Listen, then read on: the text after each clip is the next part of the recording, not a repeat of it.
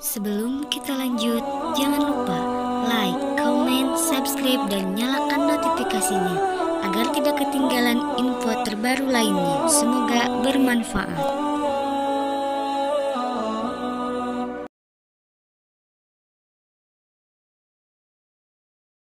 Ayat ini, mereka itu orang-orang mukmin di ibu agamanya. Allah berfirman, barang siapa bertawakal kepada Allah, ketahuilah bahwa Allah Maha Perkasa, Maha Bijaksana. luar biasa jawaban Allah itu. Ittaqullah, barang siapa bertakwa kepada Allah, Allah akan melindungi kita, Bu. Qul atii'ullah wa atii'ur rasul. Allah selamatkan jika tunduk patuh kepada Allah. Kenapa Allah biarkan negeri kita?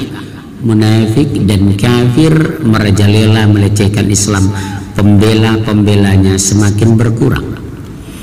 Yahudi dan Nasoro mengepung kita. Tidak semua Islam bersatu mempertahankan agama Islam. Lihat di Jawa Barat, pusat Katolik terbesar di Asia, tapi mayoritas orang cicing wae sedayana. Cicing sedana kumaha? Ayah orang Sunda di dia ayah, sabara orang apa? Karena orang Batak itu bahasanya banyak dengan Sunda sama, ya, tilu bahasa Sunda kami tolu, saha kalau kami bahasa Batak syaha, jelma orang Sunda kami jolma. Makanya wajah saya walaupun saya ketemu orang mirip orang Garut, betul? Masya Allah, jangan ketawa Bu, ngenyek itu. Nah, siapa mereka yang disindir Allah di surat 849? Kita lihat Al-Hasr surat 59 ayat 11 sampai 17. Allah bongkar, silakan Ustaz.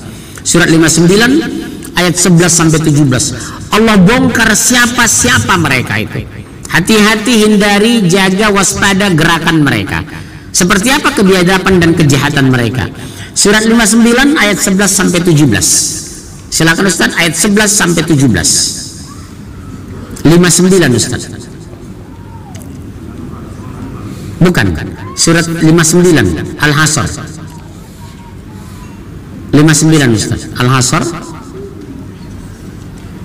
Ayat surat 59 11 sampai 16.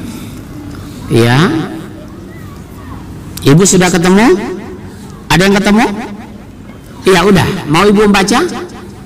Siapa mau membaca? Silakan Ustaz. Ayat 11 sampai 17.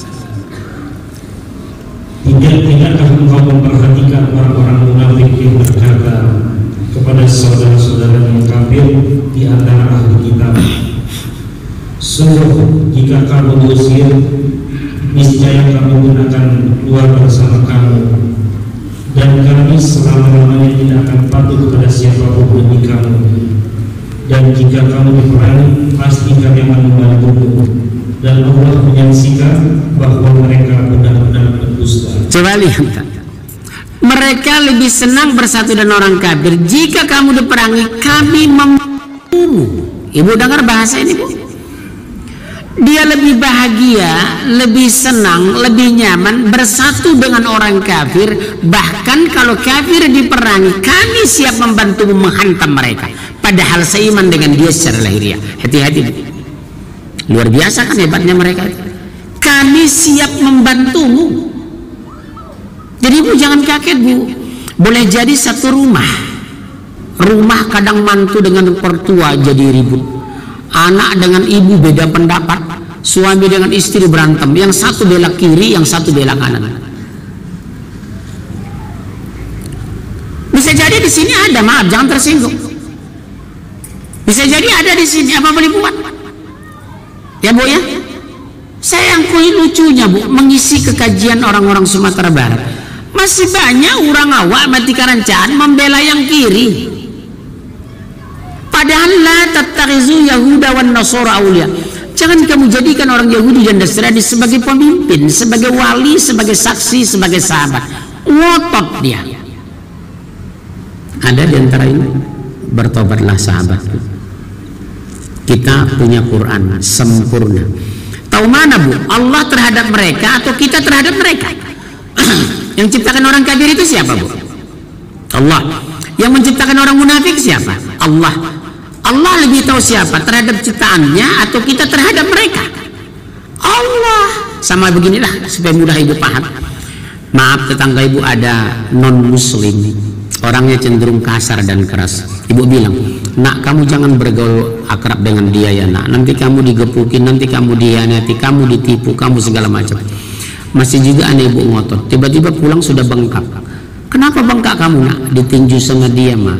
Kira-kira ibu marah nggak? Ya marah, salah kamu sendiri. Sudah mama larang jangan ke sana. Sama dengan hari ini kita Indonesia. Sudah dilarang kok. Lah, jangan, ulah, ojo, jangan lagi ke sini nanti panjang kapal ang kece orang. Itu kece orang awak. Mana orang Padang di sini?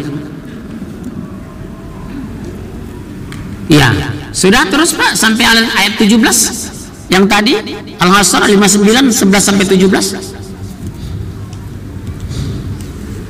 Sungguh jika mereka diusir, orang-orang munafik itu tidak akan keluar bersama mereka.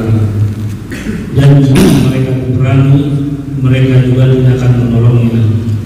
Dan kalaupun mereka menolongnya, pastilah mereka akan berpaling lari ke belakang.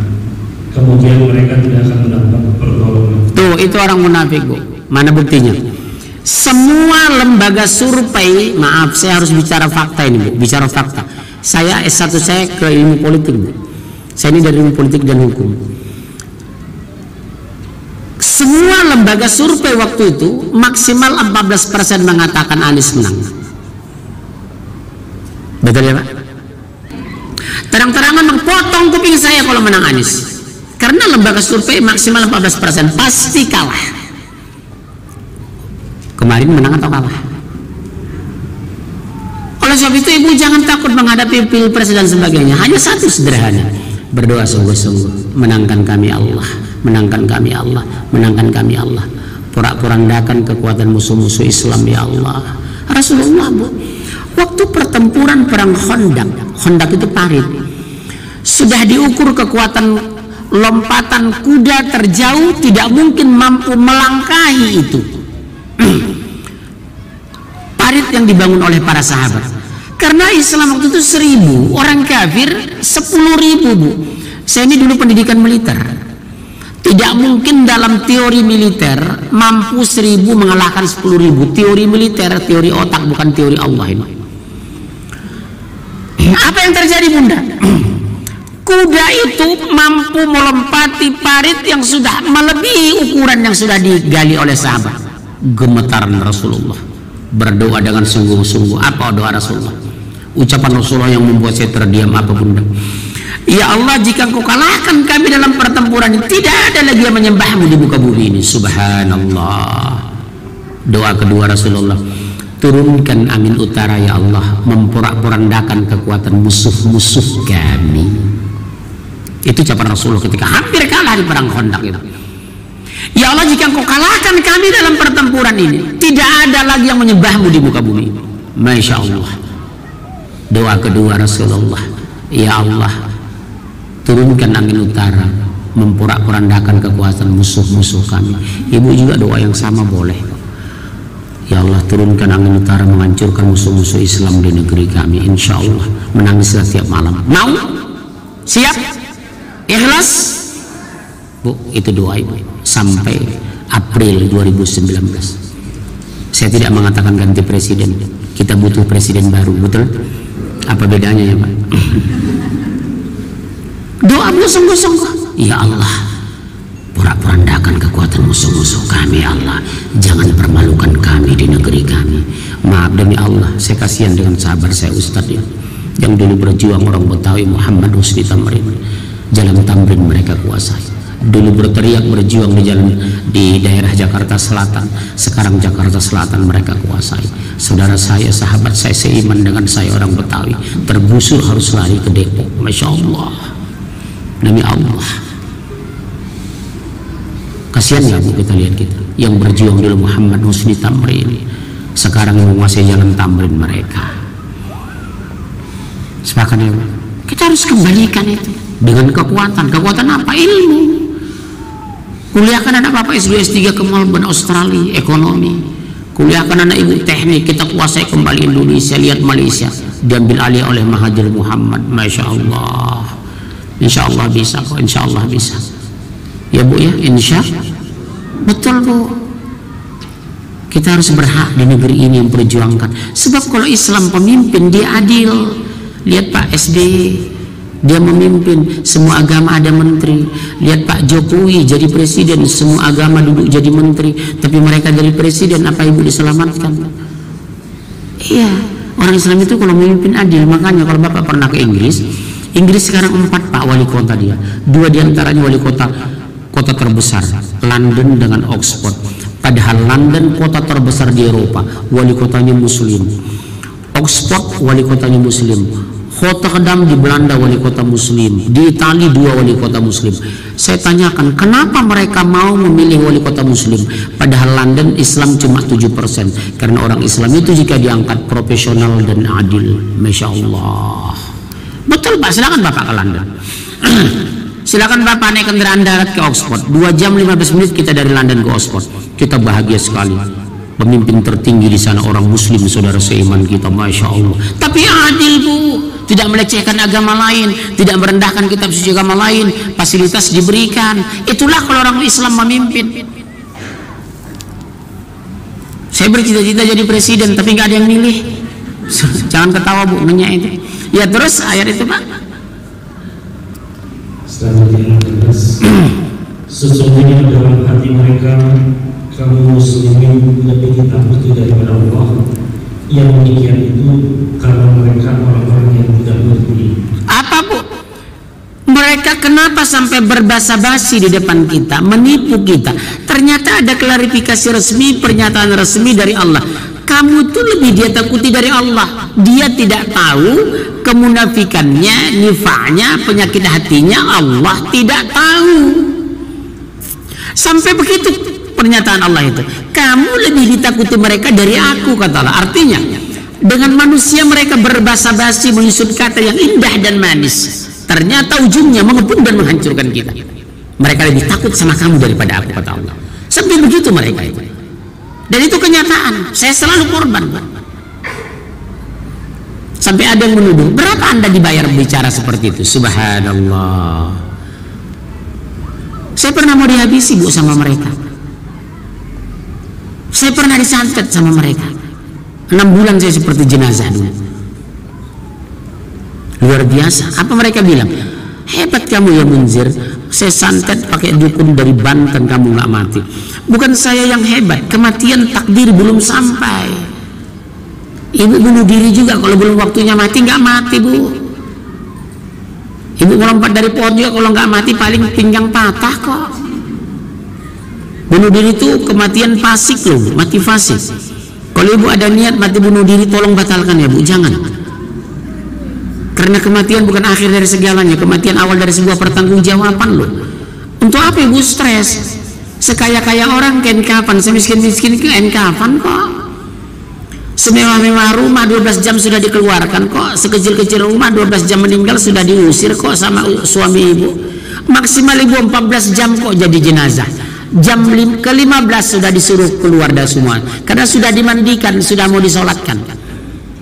Setahu saya Rasulullah sendiri tidak disolatkan di masjid sebenarnya. Umar bin Khattab meninggal gak disolatkan di masjid. Kita Indonesia semua jenazah masuk masjid. Waktu hidup aja gak pernah masuk masjid. Masuk masjid cuma 2 kali dia. Pertama nikah, kedua jenazah. Sudah masuk yang kedua tempatnya di depan lagi, depan imam. Masya Allah. Orang gak berani itu depan imam, dia langsung depan imam. Hebat kan jenazah itu? Sombong kan? Masya Allah. Ibu jangan ngotot ngajak orang ke masjid. Bapak juga gitu. Pak Rizal ke masjid, yuk. Ngapain ngurus saya, berangkat aja sendiri. Dalam hati, suatu saat Bapak ke masjid kok. 3 hari kemudian Bapak salat zuhur, diumumkan Inna lillahi wa inna ilaihi raji'un, telah meninggal Bapak Rizal SH, MC, MSc, PSD, PHK, PKK. Kan gitu, titelnya ada 5. Langsung di depan imam, gak usah ngotot kita. Dalam hati kita, Pak Rizal, bolehlah kau bentak aku hari ini. Suatu saat kau akan kembali ke masjid Pak. 3 hari kemudian sudah di depan imam dia. Enggak sopan lagi, tiduran depan imam. Masya Allah. Teganya dia ya. Ya teruskan Pak. Masya Allah. Ayat 14. Iya. Mereka tidak akan memerangi kamu secara bersama-sama kecuali gunung-gunung yang berbenteng atau bertembok.